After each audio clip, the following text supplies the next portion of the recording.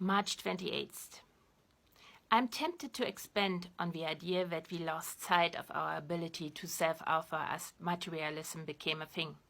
There are incredible connections to the introduction of market economies and coin money to be found here. I will tell this tale, but first there are still 2 more stages of Robert Kegan's developmental model of the mind to cover, and I don't want to skip them. And as things tend to do, the development of the mind runs in a circle too. We start out, when we are born, with no personal self yet.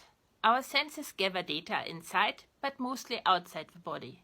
The infant slowly generates a world from whatever information it deems most useful to monitor in a coarse way for survival.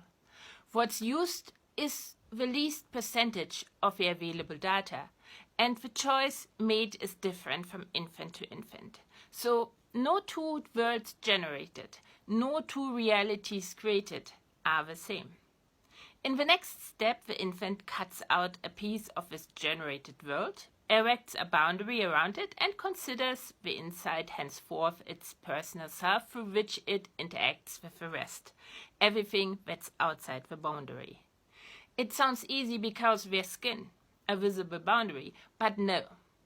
A very simple experiment shows that the boundary establishing what we consider inside our personal self and outside of it has no relation to the material world and is very flexible. Imagine a person sitting at a table. Both hands are on the tabletop, but one is hidden from sight behind a wall. Visible in its place is a fake hand. Another person runs a brush softly over the fake hand and the invisible hand. After a short while, a third person storms into the room, stabbing the fake hand. The test person will scream and try to move the fake hand, which they have fully embraced as their own. You can find videos of this test on the internet. Find them and watch them. They are hilarious, incredible, and everything. The point being here, though, is the generated world, the personal self, and the boundary between the 2 are only real because our mind declares them as such. They are not the objective reality we want to make them. They are survival tactics created by an infant exposed to chaos. And so, on stage 6, we collapse the division we've created between the world and ourselves again. It's a learning process during which we notice that we are not a person but a vessel that can create a person. This person, this self, does still exist, but we now observe it, acknowledging that it is a representation, just as we come to recognize the world as a representation. A new point of view onto an existing complex system allows us to extract more benefits from the exact same piece of hardware because the possibility of different interpretations of the exact same mechanisms.